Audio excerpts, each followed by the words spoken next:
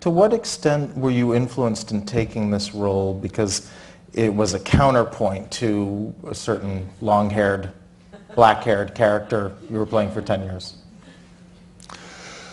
Well, he was somebody I would go back to for 7 weeks every year. So I was doing other things all the time. I mean, I did 6 months in Private Lives in London and then in New York. I directed a couple of theatre productions. I was making other movies. Galaxy Quest, I think, it was around the same time as the first film, and Love Actually, and other movies. So it wasn't feeling that I better contrast it with that. I just was curious, during that period, if you were particularly more conscious of choosing roles that felt like a counterpoint, either just for fun or as a relief, or...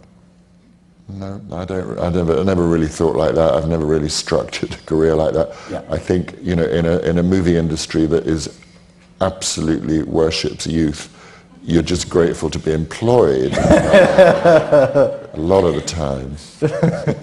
Well, okay, so let's get into it. You had 10 years in the role of Snape, who gave me chills far worse than you know who. How did that film role come about for you?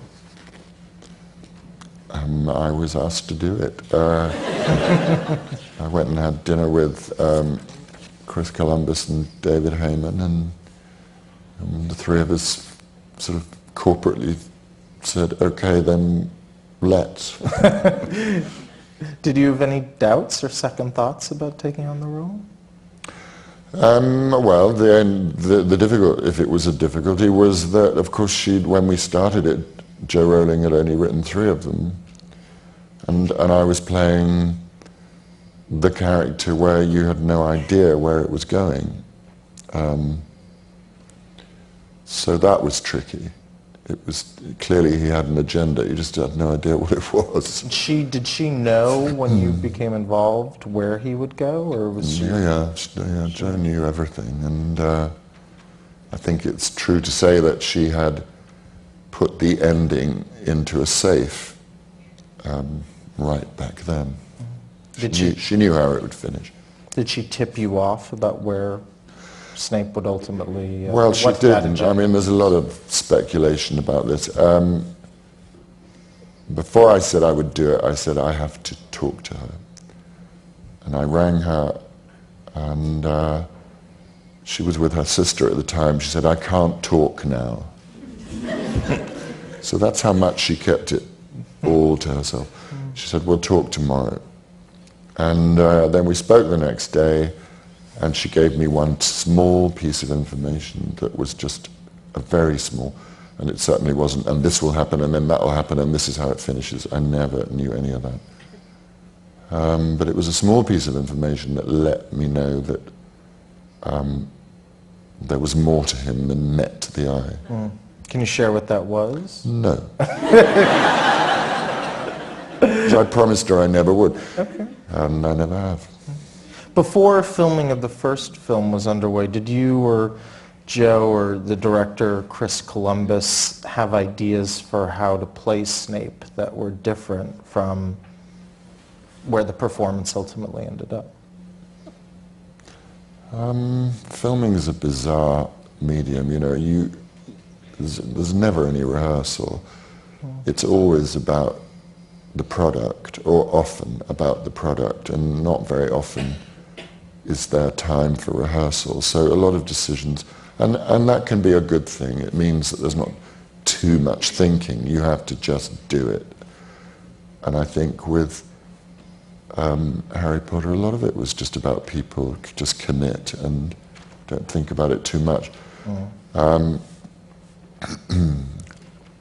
I was very involved in the costume and the look. What did you want for it? I was very specific about it. I said the sleeves should be really tight and there should be a lot of buttons. Because that helps me, the idea that he has to do that. It's actually buttoned in. And, you know, it's very different. If you've got a sleeve that finishes there, that's very different to a sleeve that finishes there. So it was very important to me that that's where it finished. And then buttons were tight up there. Let's watch one more scene now, a scene from the final Harry Potter film, Harry Potter and the Deathly Hallows, Part 2. Gosh, spoiling the plot.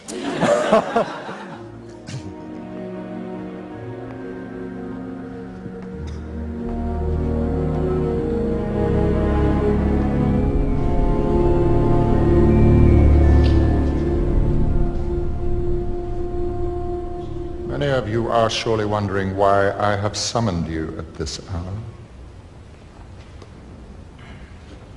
It's come to my attention that earlier this evening, Harry Potter was sighted in Hogsmeade.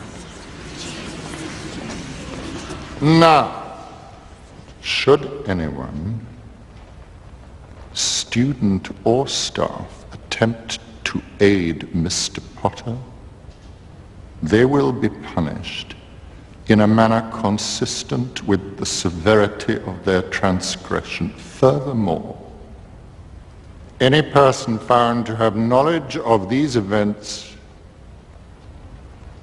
who fails to come forward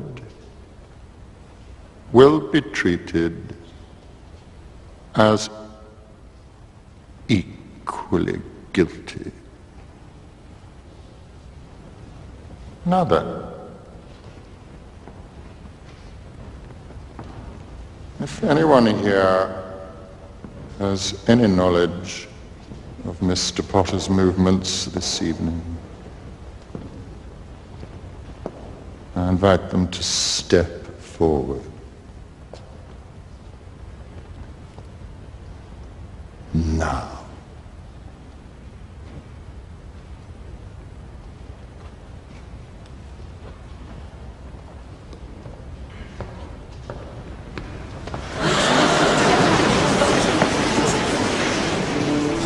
It seems, despite your exhaustive defensive strategies, you still have a bit of a security problem, Headmaster. I'm afraid it's quite extensive. How dare you stand where he stood? Tell them how it happened that night. Tell them how you looked him in the eye, a man who trusted you and killed him. Tell them.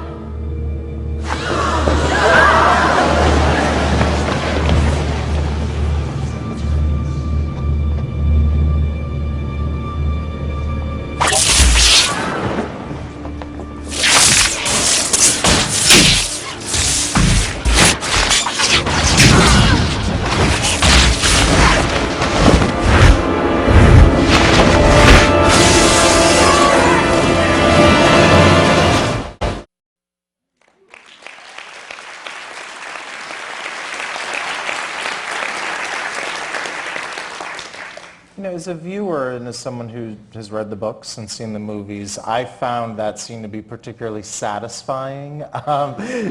Do you, playing it, having played the character for all those years, do you sort of have those sort of emotional, maybe even cathartic moments with a role, or does it feel like a scene that you're playing and we move on to the next scene?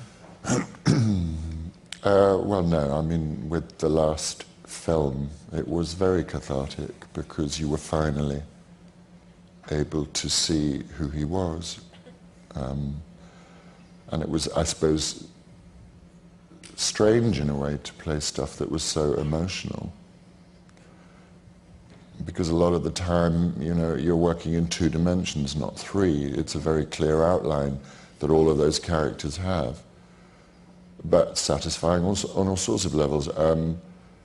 You know, Rafe and I had a scene where you just thought, well, finally here's just a couple of actors talking to each other, and no special effects. Your wand is not the most threatening thing.